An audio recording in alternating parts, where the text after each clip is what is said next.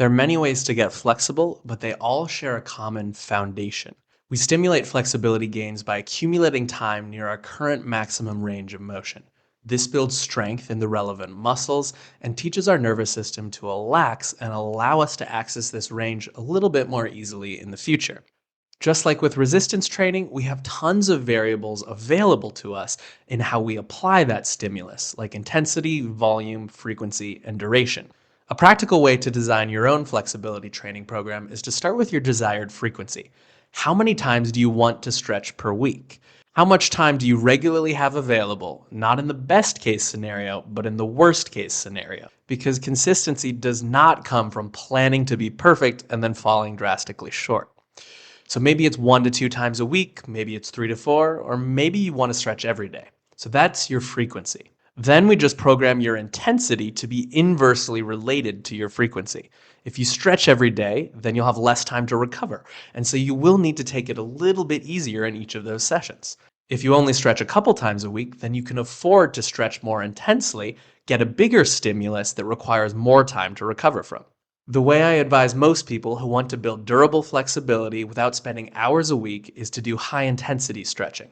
If you stretch intensely with just 2 to 3 sets of 20 to 45-second intense holds, aiming for like a 6 to 9 out of 10 stretch sensation, you can get an effective stimulus in about 5 minutes of time spent per session. Then your body will need to adapt and recover, often being sore for the next 2 to 3 days, until you return for another session, pushing a tiny bit deeper to achieve that same feeling of intensity. Stack up 3 to 6 months of these micro sessions, and you can realistically see life-changing flexibility gains. The first main advantage of this type of programming is the low overall time commitment, like 15 to 20 minutes a week.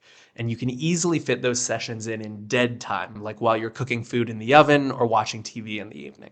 The second advantage is resilience against burnout and needing to skip sessions. Because you're aiming for just 2 to 3 sessions a week or one session every 2 to 3 days, you have a day or two of leeway when life gets busy. So when you have to miss a session, you don't need to get angry with yourself. You can just begin again the next day. No big deal. You won't notice the occasional one-day delay on the timescale of months, which of course is the only timescale upon which real, durable changes can actually be made. Now, this is by no means the only way to program your flexibility, but those benefits make it pretty attractive for the average person who can't devote a huge amount of time and whose schedule often gets busy. Now, if you already have a daily stretching practice, then just keep at it. There's no need to FOMO into the next shiny thing. If your practice ain't broke, don't fix it. But just know that a wide variety of different stretching frequencies are possible to fit your specific circumstances.